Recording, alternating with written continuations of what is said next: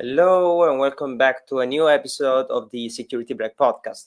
I'm Giorgio, and this is just a little project of mine where I invite cool people to talk about cybersecurity and what's happening out there and what we can basically learn from our weekly news.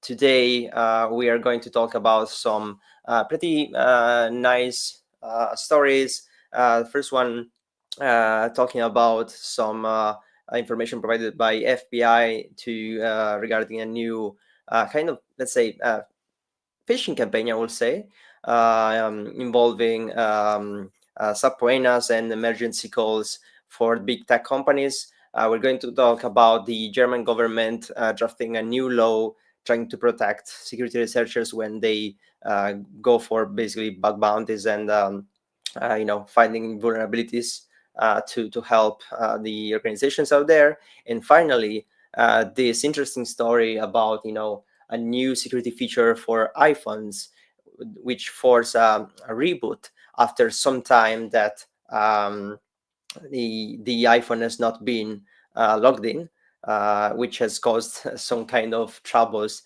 to law enforcement. Now, that being said, I'm so happy to have Jeremy Kirk with me today. And here we go. Hi, Jeremy. How are you? I'm doing really good. Thanks for having me. Thanks to you. Very, very happy to have about this discussion together with you.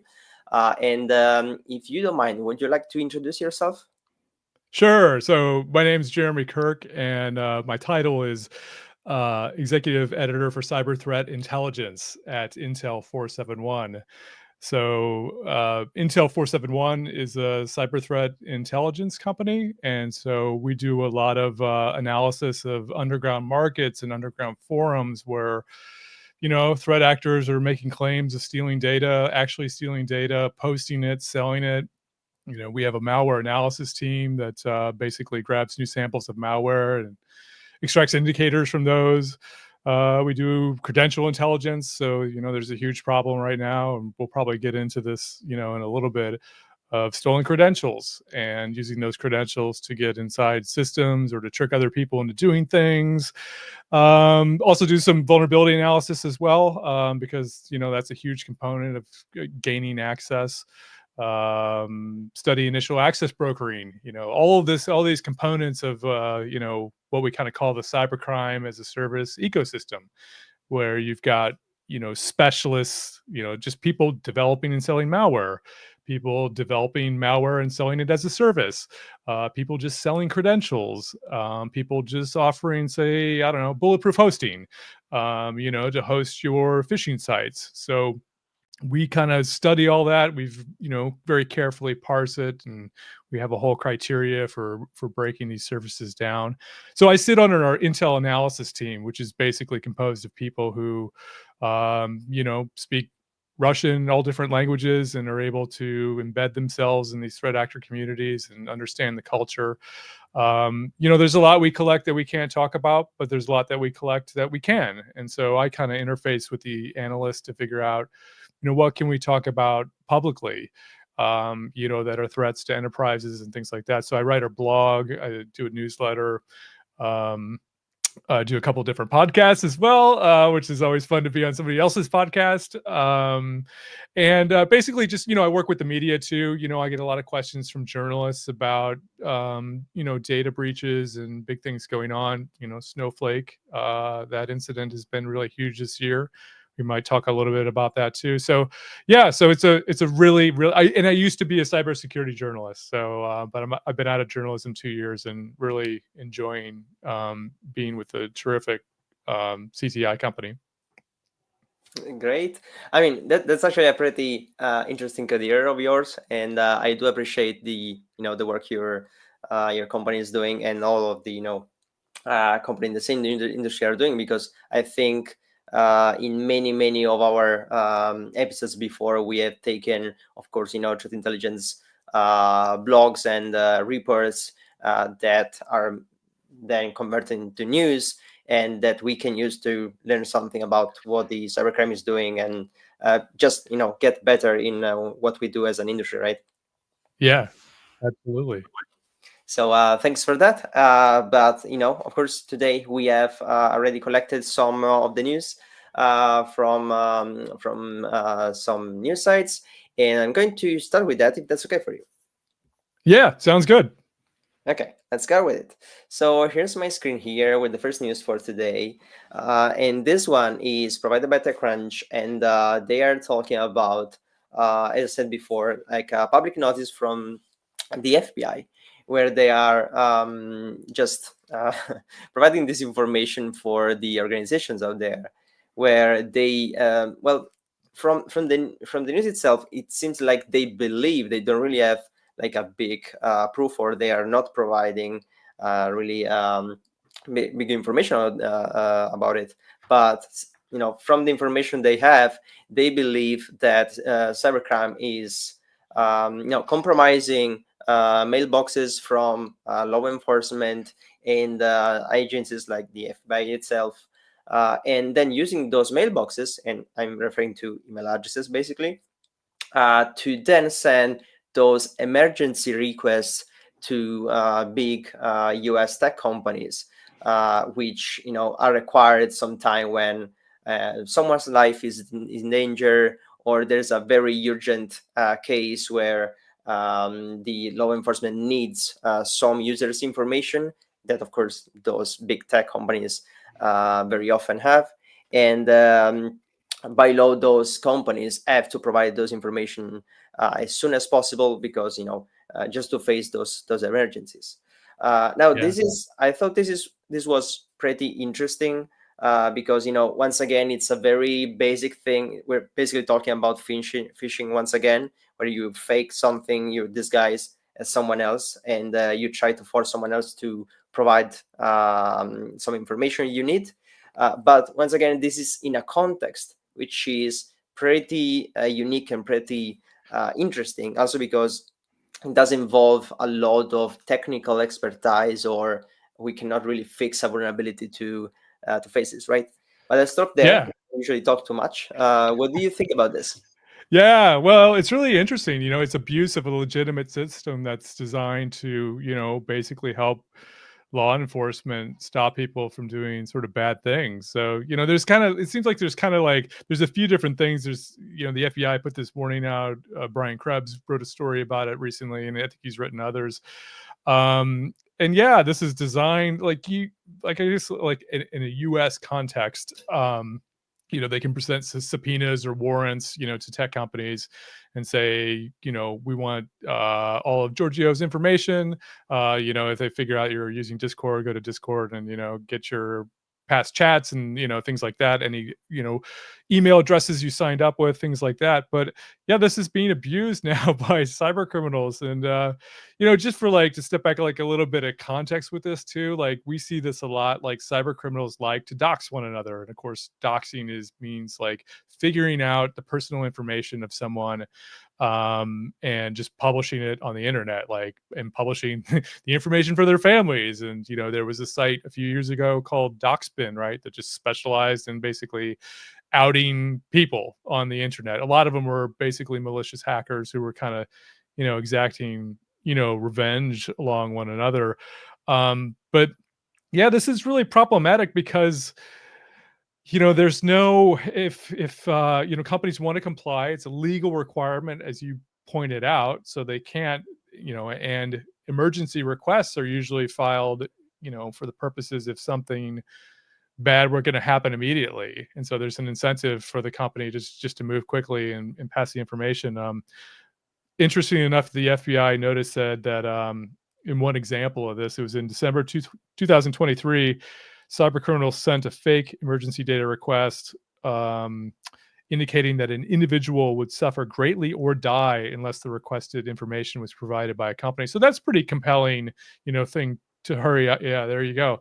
To hurry up and give this information out. And so you look at it like, well, why is this happening? And it seems like you could file these requests, just by the fact that you had, an email address belonging to a government agency, and the tech companies would sort of trust that. But that's turning out to be uh you can't do that in the age of the internet. You can't trust anybody, right?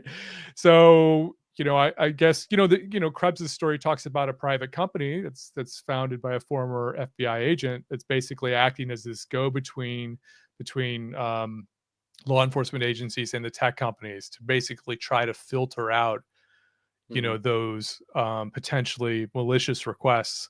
But they're using this to like steal crypto from one another. Like if you think you file EDRs with like Coinbase, right? You're like, oh, I need to know who owns this address, right? Because it's got $600,000 of Bitcoin in it. So, but they're going to use that as targeting, right? Figuring out a target, all kinds of ways you could do this to dox other people, to extort other people. I mean, huge number of possibilities with this. And, this has just made it a lot easier. Like previously they could use other ways, and some of those same ways are the ways that everybody tries to figure out who a threat actor is, OSINT, right? Using a lot of OSINT, tracing down past accounts, finding email addresses, the usual sort of investigative avenues. But now they're just like, boom, we're just gonna do this. We're gonna abuse this legal procedure. So yeah, so it's fascinating, but it's also quite disturbing as well, because a lot of people's information could end up being revealed through abuse of this. Well, that's true for most of the news we cover in this podcast. Unfortunately, we are in the industry, so we definitely find interesting some kind of and context where this applies. But we know that that's actually causing issues and problems and troubles to people out there. So it's unfortunate. Now, I think that you touched very two interesting points in there. Well, first of all, the thing is that they're of course leveraging the urgency of the request, and that's a very common way to be successful when using this kind of techniques. But there's the added let's say variable of the fact that this is required by law. So my personal guessing here is that of course one of those big tech companies are not really paying too much attention to whether that request is going to be legitimate or not, because they possibly have very, very short period of time in which they can provide, and they should provide those information.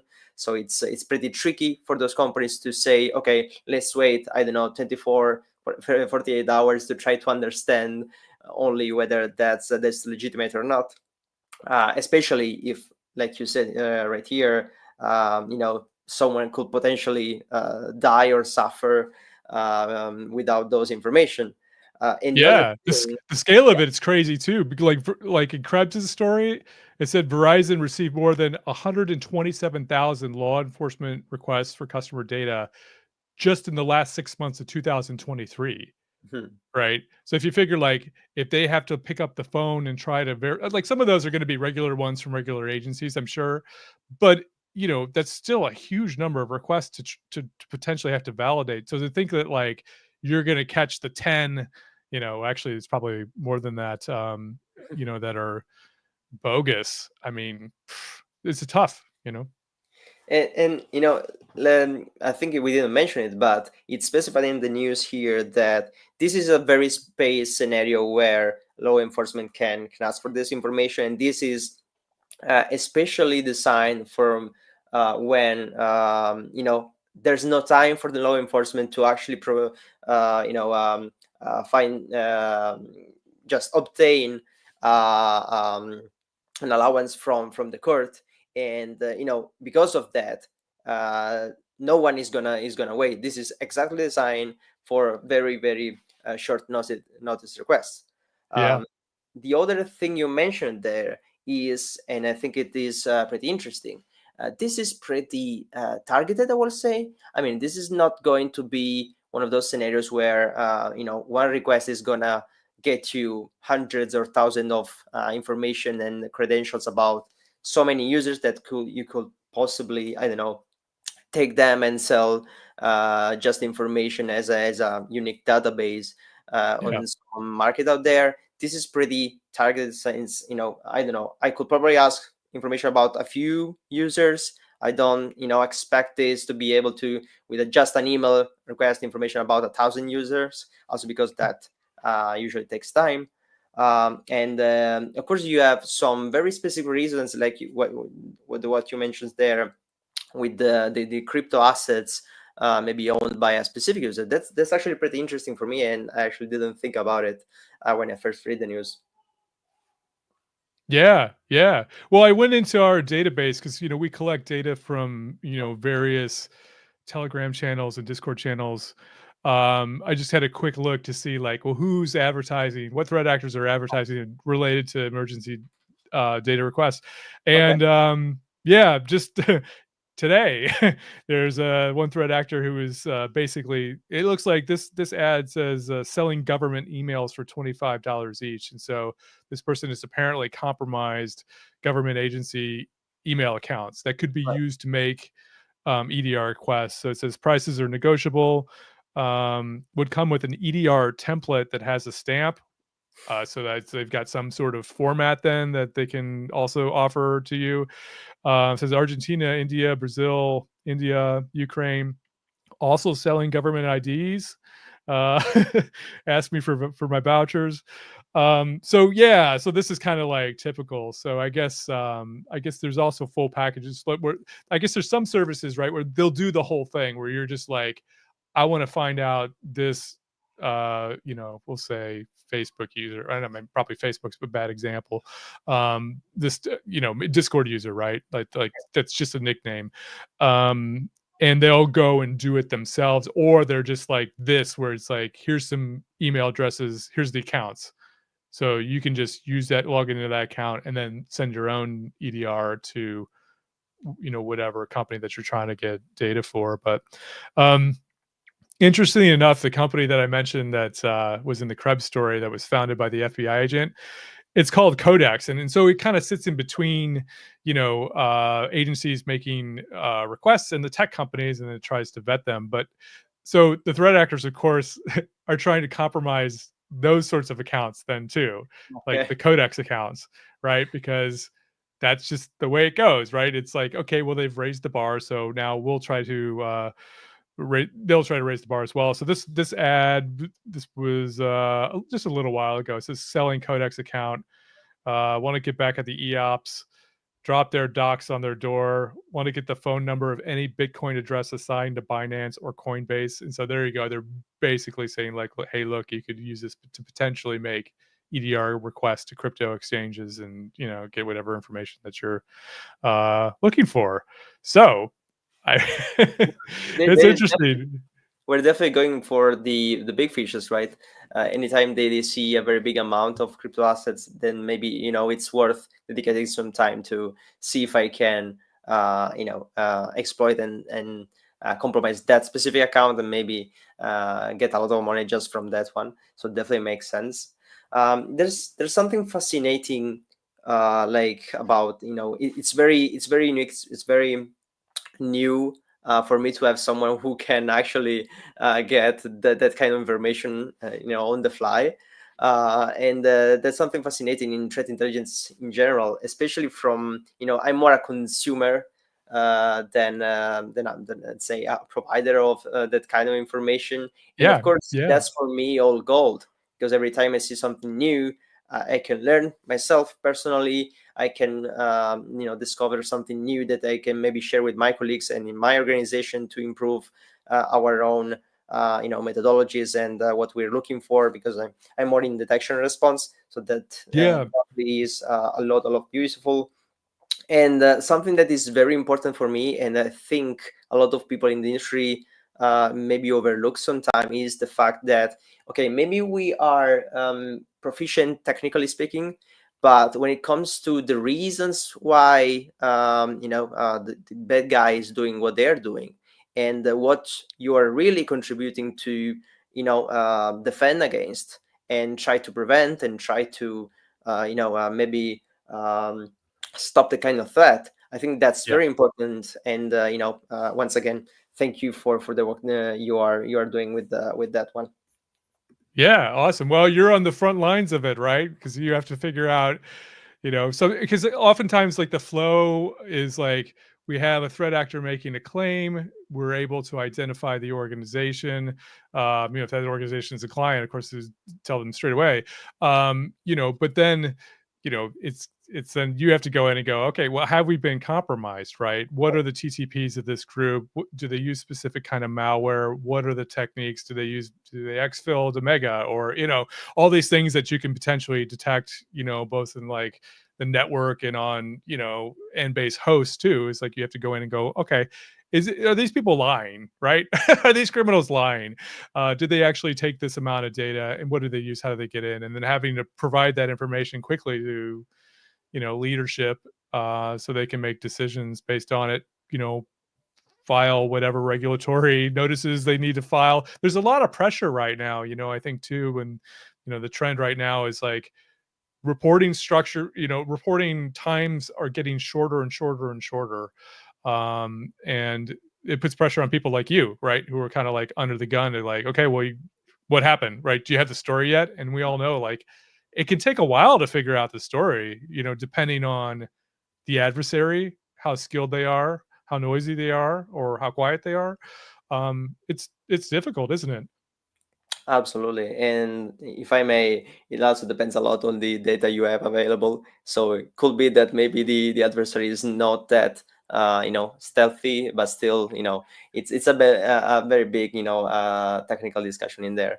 But yeah, absolutely, you're right. And I think we are all doing our parts, and that's what I like about this project right here, the possibility to bring people from other scenes, other backgrounds, other countries, of course, because everyone can contribute to with their own knowledge, with their own skill set and background, and that's what they think brings the most of the value out of it.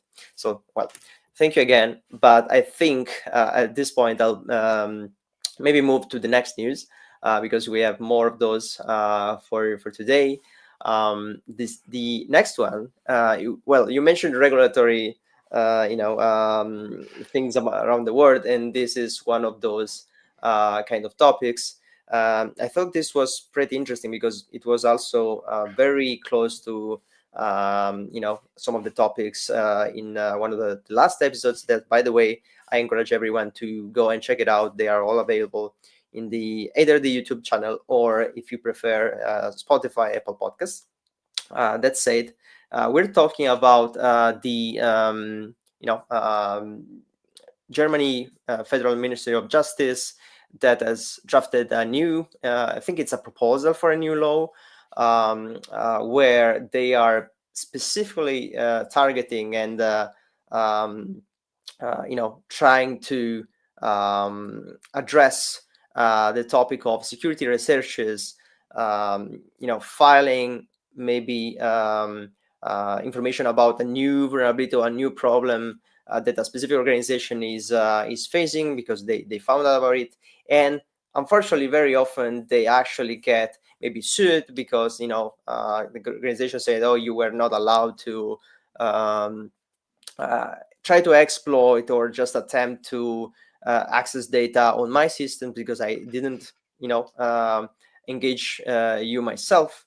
So that's a very big, I think, discussion in the industry. There are, of course, I'm grateful. Many people are grateful out there for just bug bounty hunters and security researchers spending their maybe also their free time to try to help, very often for free, just any organization out there, and trying to find out if they have any vulnerability that could be Yeah. exploited by bad guys. And at the same time, I kind of understand on the other side the organizations which maybe do not have a very mature security program, and they just receive this kind of thing right there where they're saying, oh, I actually was able to access your internal systems or your internal data, and this could be bad.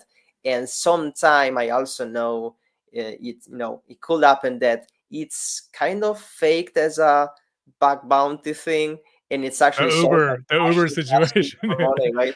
Yeah. If you don't want me to share this with someone else, you maybe could give me some kind of prize because I got into your system, and that's very bad if you ask me, right? But it's good that someone is trying to, create a law that will at least partially, right? At least partially try to defend those security researchers that are actually doing it out of, Yeah. ethics and just the purpose of trying to help each other, and basically maybe those companies who cannot really afford right now to have a big and mature security program. Once again, let me stop right there. And what do you think about this one? Oh man, I mean, like as a computer security journalist, like 15 years ago, this whole area was such a mess, right?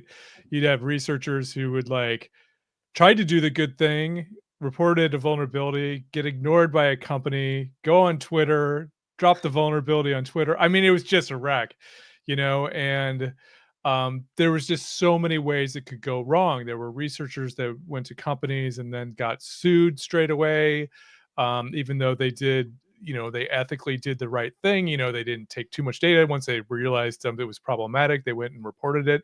And there's like a million variations of these stories as well that are out there. I think what's been really positive, especially over the last decade, is a couple of different things. One are VDPs, vulnerability disclosure programs, and so these aren't bug bounty programs. These are just basically terms that organizations publish of like, okay, here's how you can submit a bug. Here's what's in scope. Here's what we expect. Here's what you can expect. You can expect regular communication. We expect you not to publish it publicly until it's been fixed. And just like a whole range of considerations to kind of tamp down, this sort of um, oftentimes adversarial relationships between companies. So like in the US government, and I live here in Australia, the Australian government, all government agencies have these now. So you can go to a website, you can read what's in scope, you can go ahead, have a poke around. There's rules around how far you can take it. And as long as you comply with those things, you won't get sued or you won't get arrested. So that's good. And then there's also, the whole bug bounty aspect of it too, where, you can actually earn money potentially by finding, certain types of flaws, which has been very productive for companies as well, because they realize that, like, right, our internal security team is not going to find every bug. And if we open it up to the world, with certain terms and responsibilities that come with it, we can improve our security by crowdsourcing our security, I guess, is the best way to kind of put those programs. But it's great it's being codified into law. Like, I think the US, and I think at the end of that story there, it mentions that because in the US had this notorious the CFAA, Computer Fraud and Abuse Act, yeah, which was just like this poorly written legislation back in the day that's still kind of around today, but has been kind of shaped a little bit more. And so now it's kind of accommodating, yeah, there we go. Prosecution exclusions for good faith security researchers. So even still, there's boundaries, and there's always bound to be problems with this stuff, right?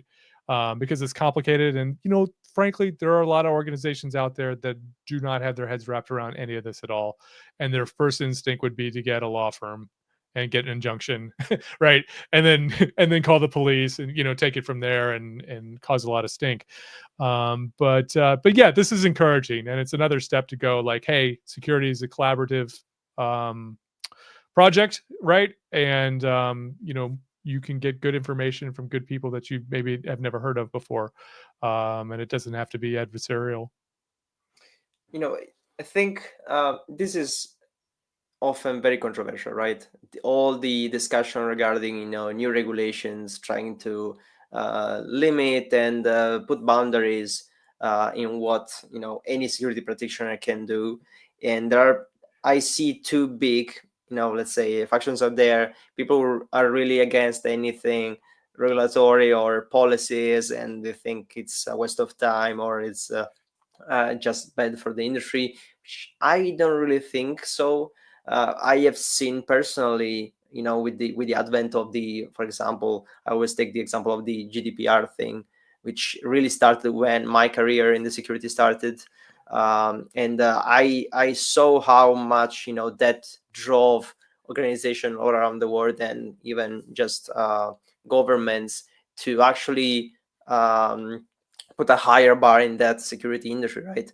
So the point is, we are in a society where regulations are needed, and a lot of time those are the actual drivers for what we put in practice in order to get better, right? I know there are a lot of small and medium companies out there which without regulations will never really spend Sure. efforts and money on it, because we know we require a lot of just money either to buy the products or buy the services, or just to pay your own employees to run your security program.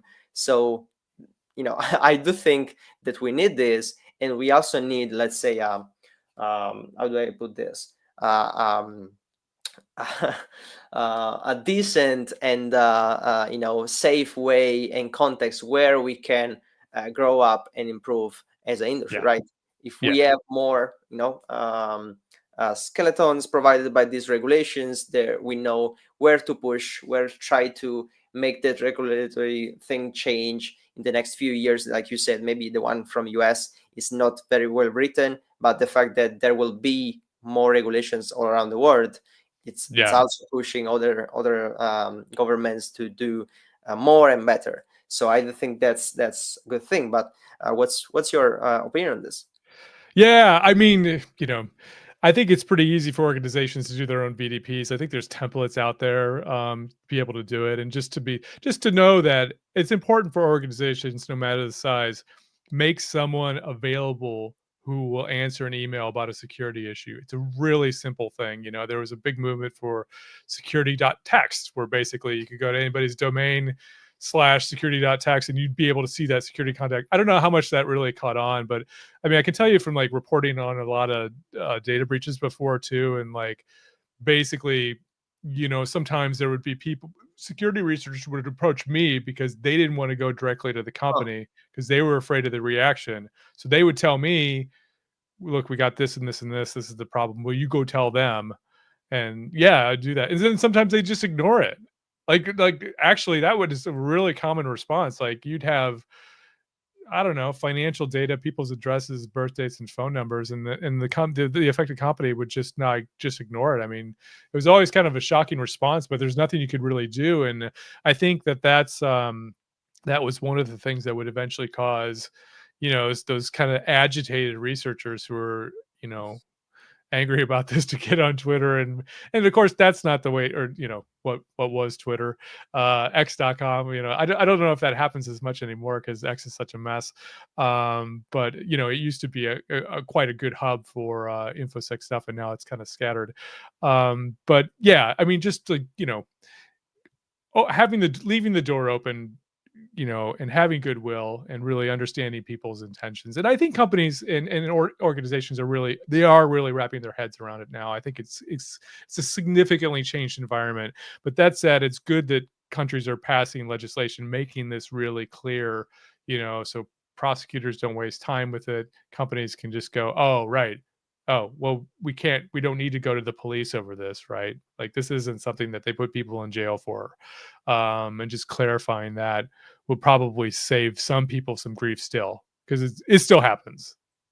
and absolutely. Either you mentioned the let's say angry security researchers, at some point freaking out because they didn't get maybe a response or something. That's I don't know if it's as as common as before. It definitely still happens. We covered a story in one of the previous episodes where a company just started addressing a specific vulnerability only after security researchers presented at DEF CON about that vulnerability, because they had like said, oh no, that's not a big deal for us for now. And suddenly everything changes, because of course you have also the image and reputation of the company and its security team at stakes, right? Especially Yeah. when you have something that maybe um, once published becomes pretty viral, and people keep sharing those kind of news, and everyone speaks about your company. So that completely changes the game and the rule, and Mm, then suddenly everyone is interested in addressing the issue. So yeah. that's definitely another part of it. And yeah, just overall, I do think that if you just compare like the state of the things nowadays, both legislations or just how mature we are as an industry, to what we were, I don't know, just 10 years ago or maybe 20, that's completely different. Like everyone now, at least have heard the cybersecurity word, and kind of knows two things about it, and that maybe you should be aware about your own data, or your company knows that there are a lot of things they must do in order to stay secure. Yeah, Yep. that has been actually a big improvement in my point of view. Yeah. Yeah. Entirely. So I think that, yeah, once again, I will maybe just mention before we move to the next news, that of course there are, let's say, limitations in when this new law they want to introduce is going to apply. And of course it's not going to apply whenever, and I'm just reading here, the offense results in substantial financial damage. Of course, if you're damaging the company, it doesn't make sense you're doing it for just for your ethical uh, you know drive inside. Another one is the act was driven by a profit move, and once again, if you're asking specifically money in order to not publish the vulnerability, that's not really an ethic thing, or that's not bug bounty. Or you know what the ransomware actors do? They say they after they get the ransom, they say we'll provide you with the postmortem, basically Exactly. the DFIR report on how you can fix your systems, right? Because they're so funny. Absolutely. But yeah, that would not qualify. I mean, it seems pretty straightforward, at least to me. But I've seen out there, I also understand, right? Maybe you're new to the industry. Someone told you that if you're good with computers and can find vulnerabilities, you can make money. You just ask companies. Maybe you're not really a lot aware of how the industry works nowadays, and you just expect money from companies when you do that. The thing is, I it think doesn't that's a work good like that. point. A lot of threat actors, like especially young ones, like teenagers, they get real deep into it and they just kind of get like a little bit further and further and further into it. And I think sometimes the moral calculations of doing crime with computers is sometimes like something that some people don't really think about in a way. And so yeah, maybe they think that it's fine to just to ask companies for what amounts to be a ransom for not publishing security information, or they think that's maybe okay, but it's not. I mean, we take it for granted because we're adults, but you have to Yeah, think like a lot of threat actors or like people who get into it at a really young age too. It may not just be have the full scope of the consequences of their actions, right? And know that, okay, well, just you have logged in under somebody else's account and now you're taking data out of it, and mhm, so now's the point to stop, or or you've met a exploit to do something, or and you're like, okay, you've taken it too far now, but there's not necessarily somebody standing over their shoulder going, you got to stop now, right? They're just you exactly. know by themselves, chatting on Telegram and in one of the Telegram groups about, hey, I just busted into this company, right? Now I'm doing this and this and this, right?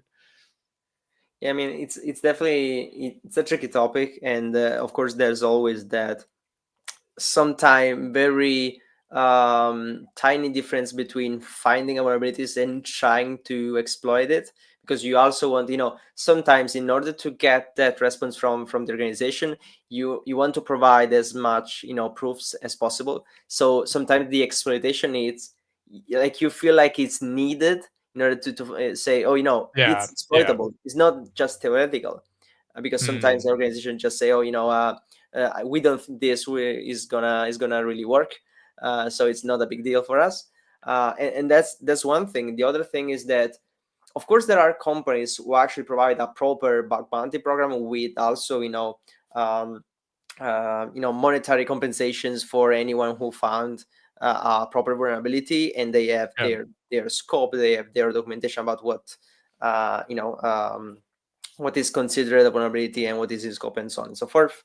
But the point is that even this is just a private company deciding what to do with their money. No one is really imposing or just pushing them to do so. So if one company is doing that, let's say, I don't know, Google or any of those big tech companies have such a big program, you cannot expect any other company out there to also pay you something each time you provide a vulnerability, just because you feel it's important. It's maybe important, it could be, but not every company has the budget to provide Yeah. you with that money. So that those Right. are, I think, the two big pillars in there.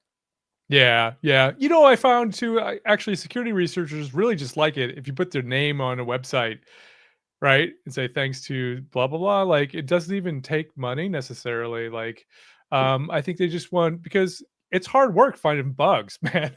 I mean, people, there's some famous people who find lots of bugs who made lots of money. Those people are like, a diamond the size of a football, really. Most everybody else, it's not that lucrative and you can't make a living from it necessarily, right? It's feast or famine. So, and what I found that people who do spend a lot of times, maybe they spend like all week and they find like some $500 bug, right?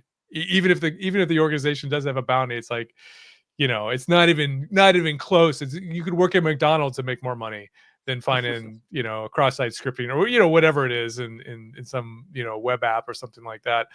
And I think, but acknowledgement means a lot though too. Of just like, hey, thanks to so and so for reporting this or Well, whatever, and you or send them a T-shirt, just do something, send them a gift certificate. I don't know. It's just like say thanks, and most of those people will walk away with a good impression of you as a good faith. Well, you You know know. what? If I'd have to, like, of course, that's not really my specialty. That's not my job. I'm not a pen tester or bug bounty hunter or anything. But if I had to suggest someone, maybe just an alternative, just recognition means that that's something you can use to sell yourself to the next company you want to be hired for, Exactly. right?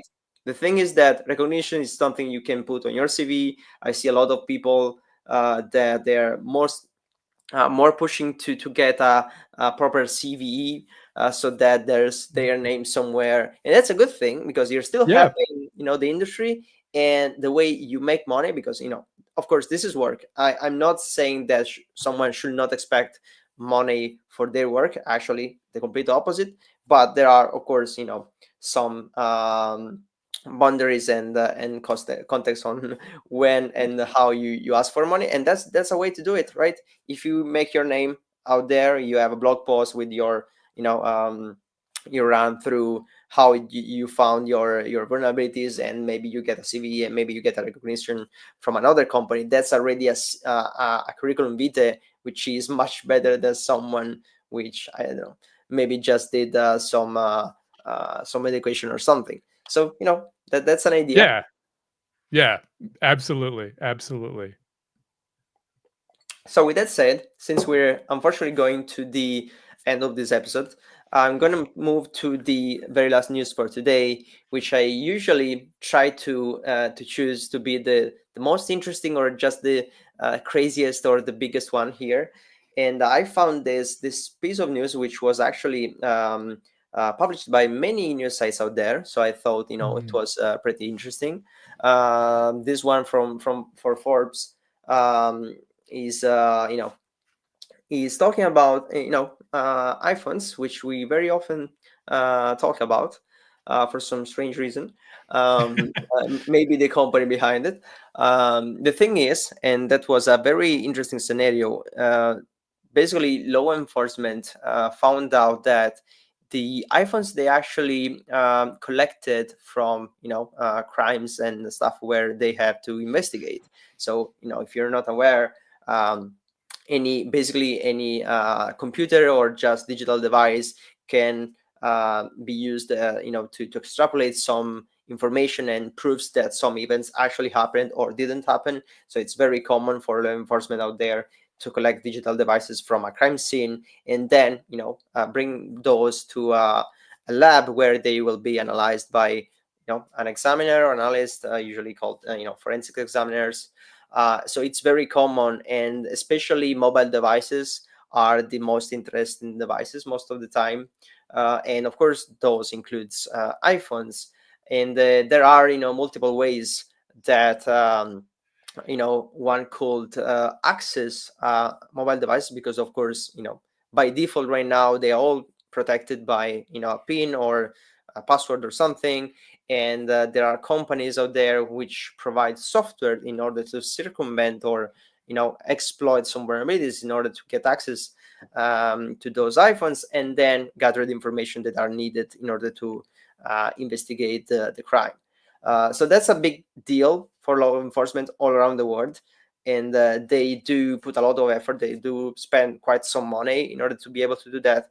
And on the other side, of course, you have the companies producing those devices. They are actually trying to pull the bar and introduce new security features with the aim to protect their own users, so the people who actually buy those devices and right now expect that their data on that device are actually secure. So there's Yeah. once again another discussion out there with is it good for Apple or any other producer to actually make it difficult to access those devices, and should they or should they not, and should law enforcement actually get access to those iPhones or not?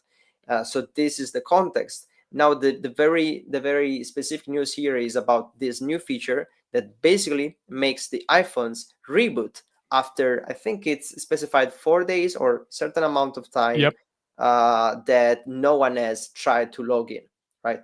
And why is this affecting law enforcement? It's because, of course, they are collecting the devices, but the analysis maybe starts a week later or something, because of course they cannot do it right away. So the problem is that they are keeping the iPhones powered on, so to make it easier to find the data still in there and to access the iPhone if the vulnerability actually required that the iPhone has not been rebooted.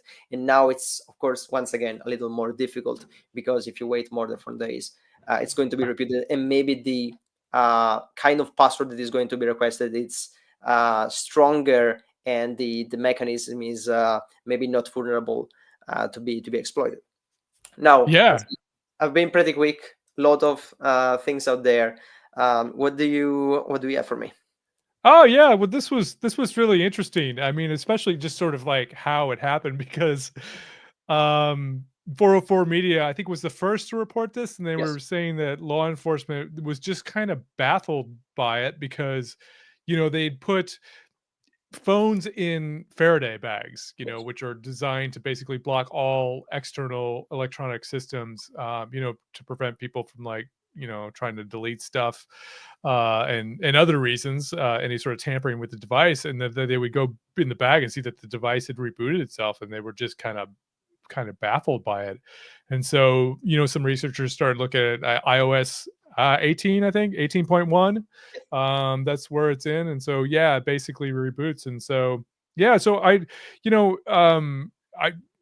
won't pretend to know much about mobile forensics or things like that. But yeah, apparently it's easier to crack them with tools like, basically tools that can, use vulnerabilities or other methods to basically get beyond fingerprint identification or passcodes. Um, after it's been unlocked one time already. So I think like so there was kind of questions, right, about, I don't know, obviously, law enforcement functions are important. We don't want to make it harder for police, but at the same time, this is just goes back to the debate that's been going on for ages about encryption and things like that, and the fact that like this is really good, a really good security feature for a couple of different reasons. One, it's not only police that maybe try to get in a device. If somebody else steals the device, and then I think the 404 media story pointed out that like people could go back, hold it until they had the capability to be able to crack it. And the other thing too is like this is like rebooting devices is Matthew Green of Johns Hopkins University, who's a cryptographer who often comments on issues like this. I think oh no, it wasn't him. It was H.D. Moore, the guy who created Metasploit, had linked on X to advice from the U.S. National Security Agency, which said that reboots are a good way to just thwart certain kinds of security problems. There's things like in-memory malware. I think, like I said, I'm not going to pretend like I know a whole lot about it, but things that like won't survive a reboot. There's several classes of malware that won't necessarily, that aren't persistent, that won't survive a reboot. So they advise to like reboot it at least weekly. So I thought that was kind of that was quite interesting. Also, I think Graphene OS, that's also kind of a feature that's baked into that OS as well. So look, I mean, there's we don't want backdoors or anything like that, right? We want to make it as hard as possible for malicious actors to get into your device. Law enforcement has access to capabilities that are beyond most even criminal groups, right? Just because of the aggregation of resources.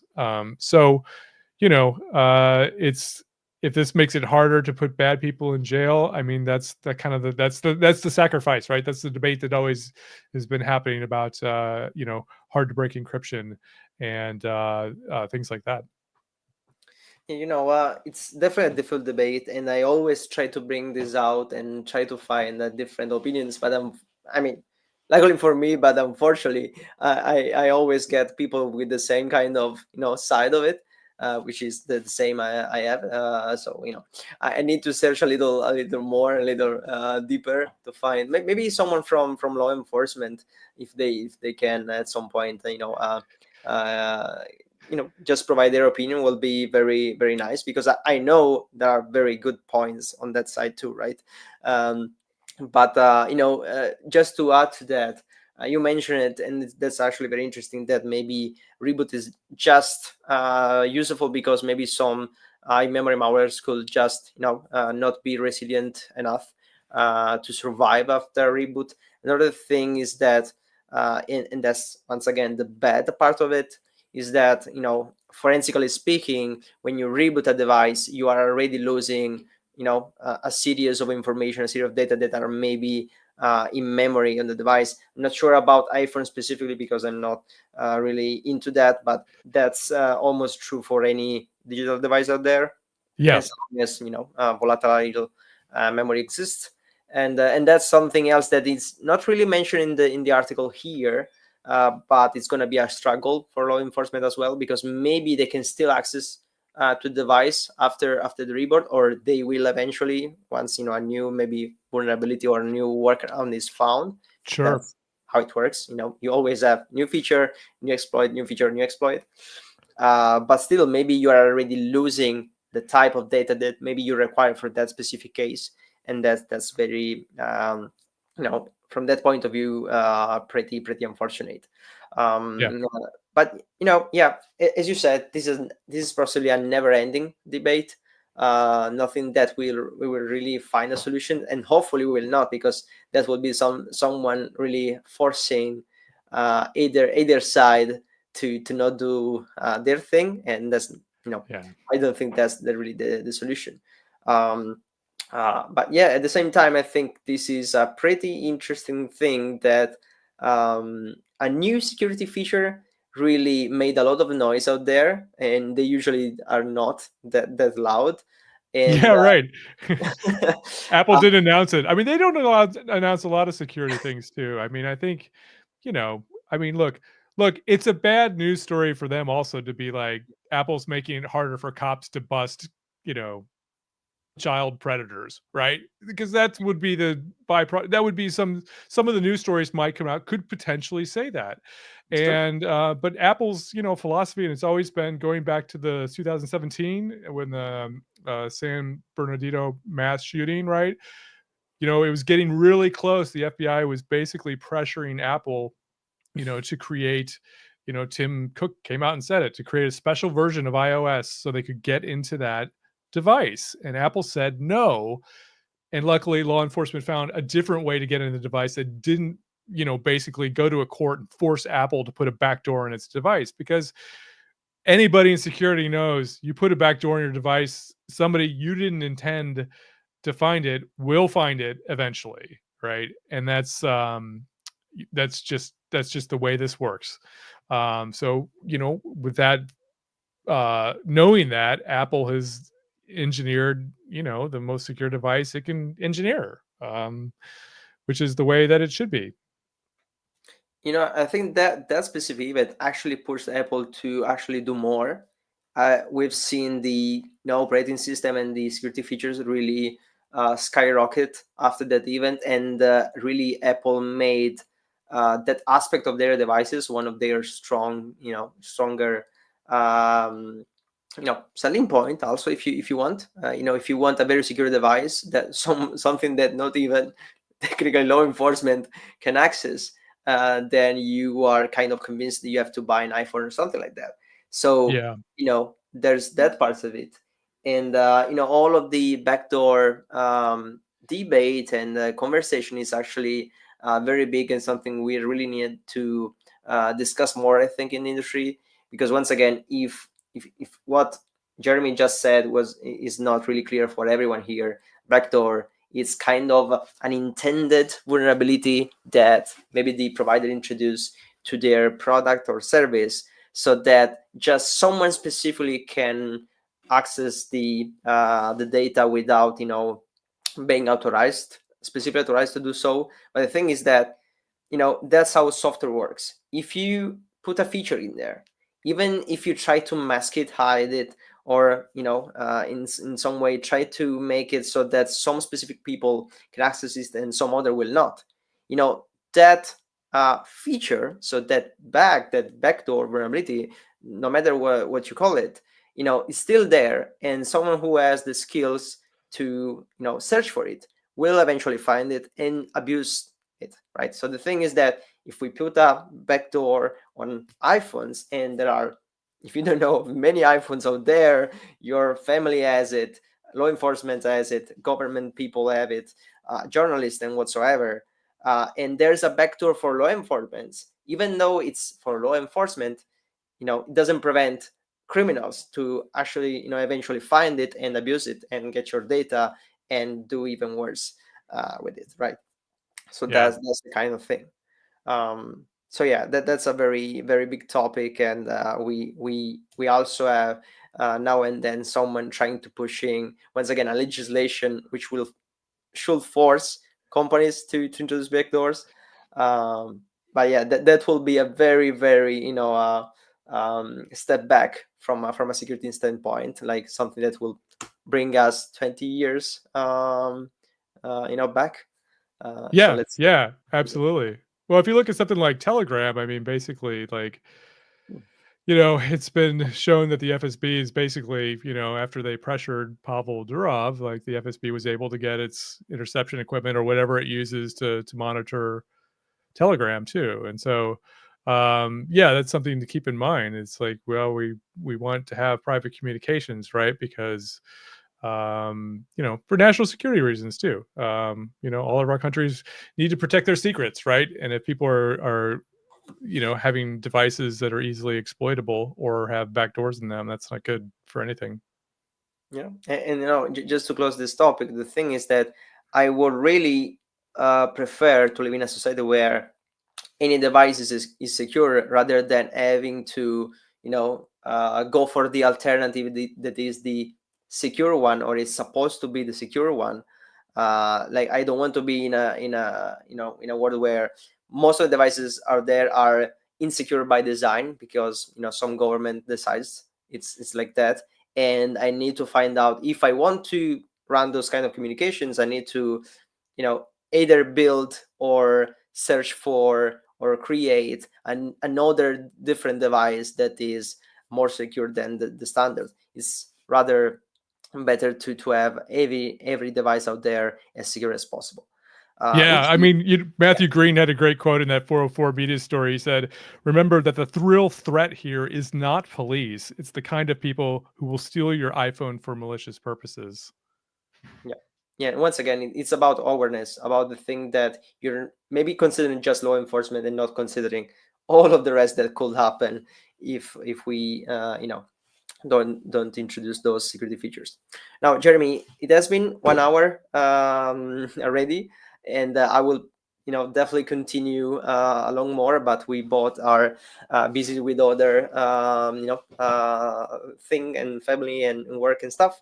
So I thank you so much for this conversation, that it has been insightful for me, first of all. So thank you for that, and hopefully this will help someone else watching or listening to this episode. And if you find this interesting, just let us know, maybe in a comment here on YouTube, and